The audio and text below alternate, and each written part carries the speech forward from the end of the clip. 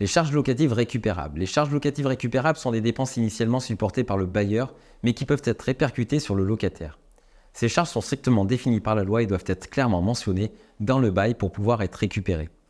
Cependant, il existe des différences si le logement se situe dans une copropriété ou non. La location en copropriété. Les charges récupérables dans le cadre d'une location en copropriété concernent principalement les dépenses liées aux parties communes et aux services collectifs de l'immeuble. Les dépenses liées aux services collectifs et à l'usage des parties communes. L'ascenseur et monte-charge, des frais d'entretien d'électricité et de maintenance des ascenseurs sont récupérables. L'eau froide, l'eau chaude et chauffage collectif, les charges liées à l'approvisionnement en eau chaude, en eau froide ainsi que l'entretien des équipements communs comme la chaudière et les pompes à chaleur sont répartis entre le locataire proportionnellement à leur quote-part. L'entretien des parties communes intérieures, cela comprend le nettoyage, l'eau, l'éclairage, les maintenances des équipements collectifs comme les interphones ou les portails automatiques.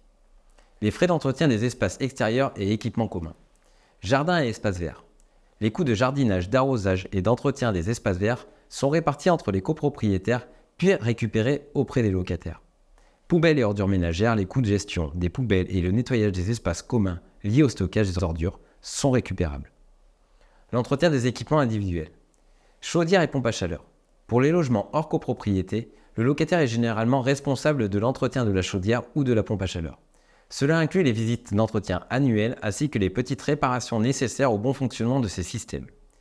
Le bailleur ne peut pas imposer au locataire de souscrire un contrat d'entretien auprès d'une société spécifique. Toutefois, le propriétaire peut choisir de souscrire les contrats d'entretien à son nom et en répercuter le coût sur le locataire.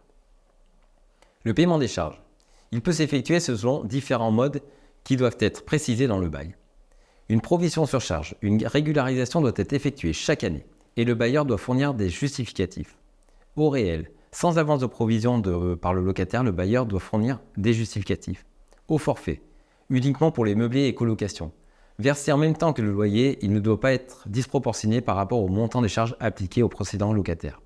Il peut être révisé chaque année dans les mêmes conditions que l'indice des loyers IRL, mais ne donne pas lieu à une régularisation complément. Attention, les charges non récupérables.